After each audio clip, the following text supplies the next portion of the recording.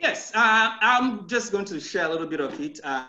It was a domestic issue, so I actually called the police, and when they came in, I was charged and I was handcuffed and arrested. But the good thing is that the system still works. The system still works. There's still justice if you're able to prove your case. So I was able to prove my case, and the case was dismissed. A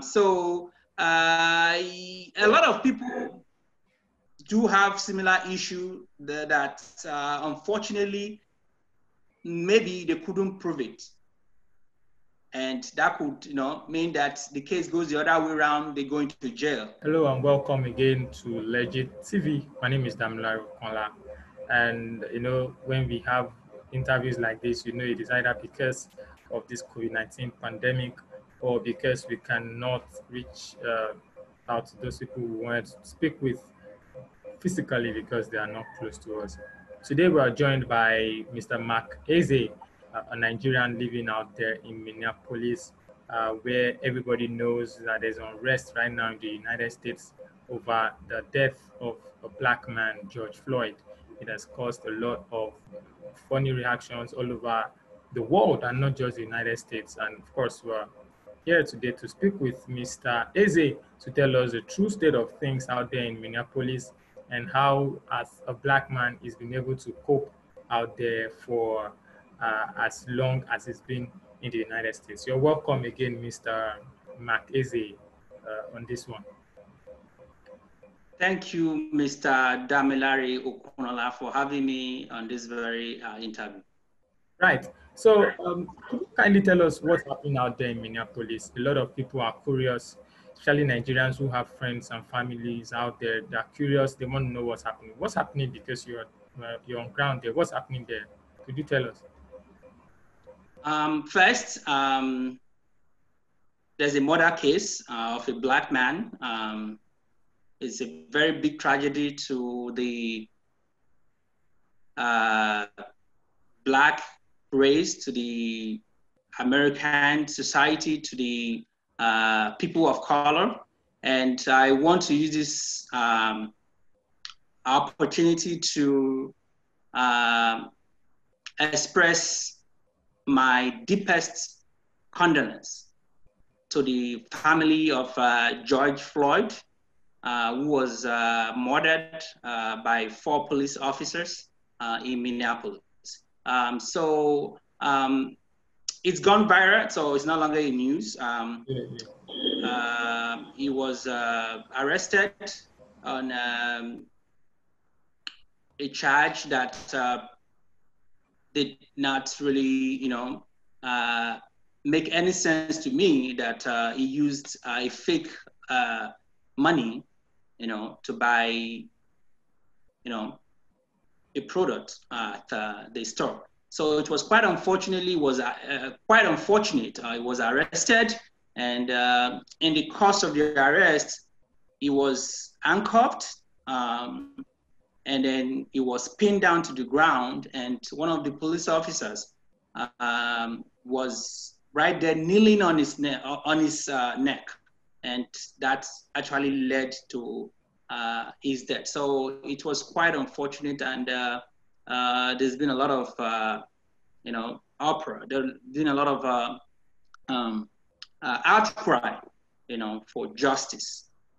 Yeah. So talking about the riots in Minneapolis right now, what's the situation of things? We learned that the riots have continued and the guys are not relenting whatsoever. What's the situation of things with the riots and the protests, so to say? Yeah, it's something that has been occurring from time to time. So the reason why people are protesting is because the officers involved in the killing of this black man were yet to be charged officially or arrested. And so up until yesterday, that they officially, charged them and then put them into custody. So it's something that if it happened the other way, you know, they would have put these people in custody right away. So, you know, those are the things we are fighting for. That look, nobody's above the law. Even though you're a police officer, you know, we all bleed same blood, same red blood. So if there's, you know, a crime committed by somebody, irrespective of your status, like police officer who, you know, they should charge them immediately for that crime. But it took them for about 2-3 days, let me say, it took them about 3 days for them to officially put these officers to arrest and officially charge them. And within that space, a lot of things has, you know, gone wrong. People, you know, protesting that this is injustice. So that's the situation on ground for now. Okay, as a Nigerian, have you been racially abused in the United States at any point? Have you experienced this personally? And do you know about Nigerians who are being racially abused in the United States? Do you know about any such story? Okay, yes. I want to talk from my own personal experience as a Black man, as a Nigerian immigrant.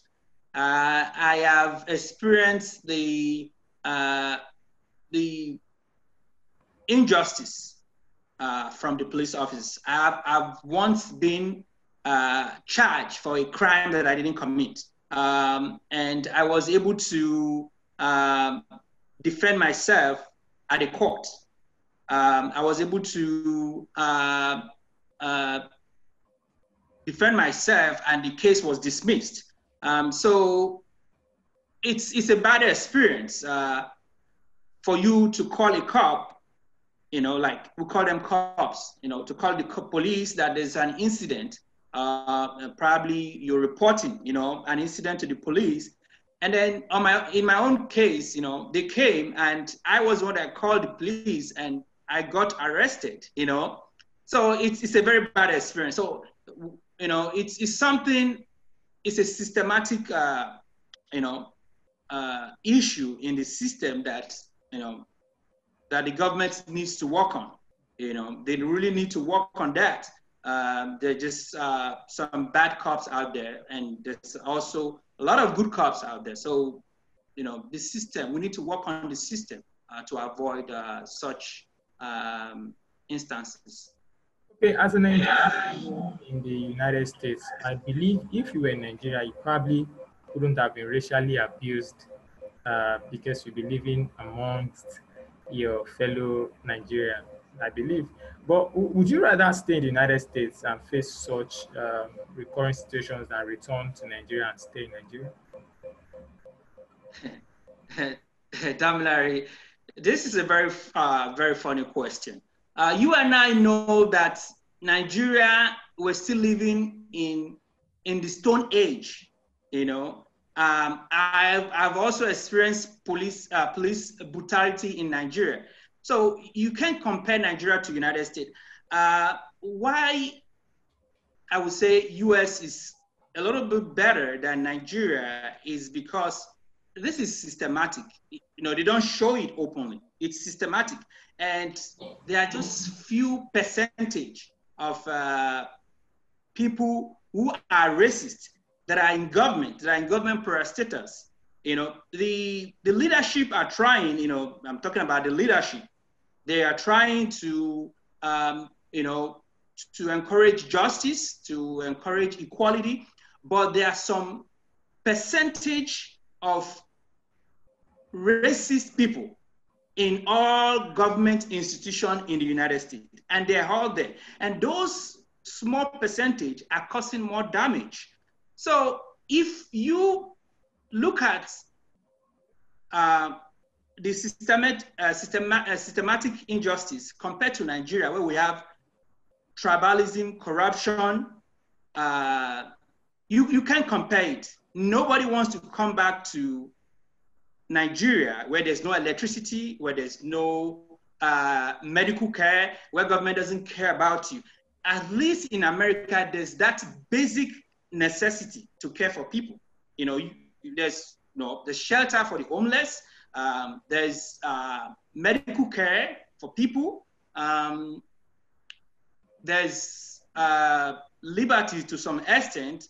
The only thing is probably when you just get involved with these police officers one-on-one, that's a little bit tricky.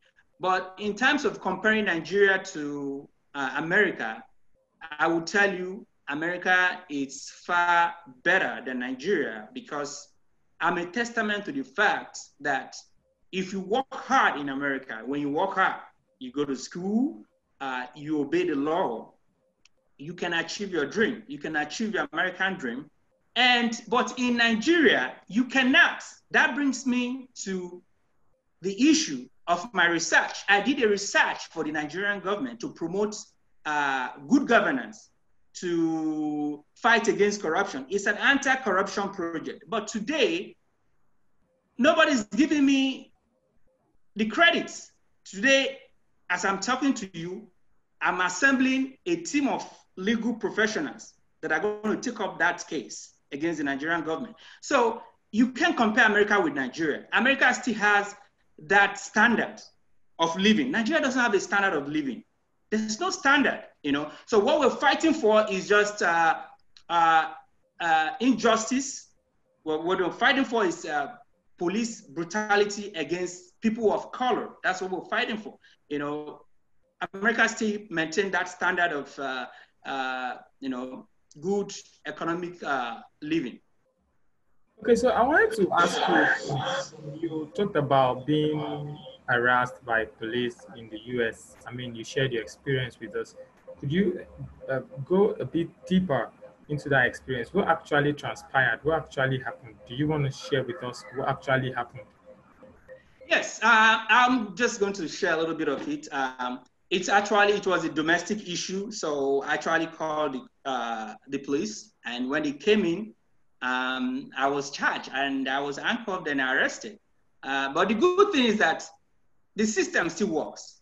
The system still works. There's still justice if you're able to prove your case. So I was able to prove my case, and the case was dismissed. So a lot of people do have similar issue that unfortunately, maybe they couldn't prove it. And that could, mean that the case goes the other way around, they go into jail. So it's not really a good experience out there. But what I want to say is that we immigrants in the United States, because we know we have a second home, we kind of, accept most of this, injustice and just move on. But we're talking about the people of color, the real African American that have been here since like 400 years ago. They still have that bitterness in them that anytime they see a police officer, that bitterness is still there. Of course, it's still there. So, and from the police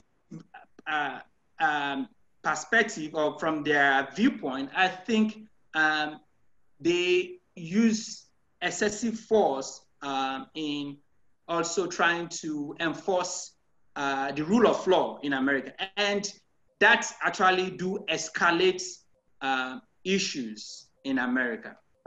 All right, thank you, Mr. Mark-Eze, for your time. It's been a pleasure talking to you about the situation out there in Minneapolis. We hope that justice will be done appropriately, and that the safety of lives and properties will remain the way they are supposed to be. We'll have to let you go now because we've taken so much of your time, even though we had to do this on a very short notice. Thank you very much, Mr. Mark-Eze. We do hope that you stay safe out there in the United States and avoid trouble. Don't cause line. Yes.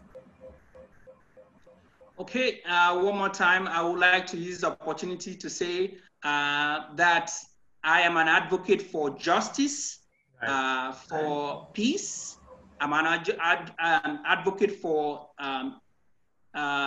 economic equality, for racial justice, and above all, peace. We want peace. I want to encourage the American government. I want to encourage everybody, people of color, to give peace a chance. And let's wait for justice for George Floyd.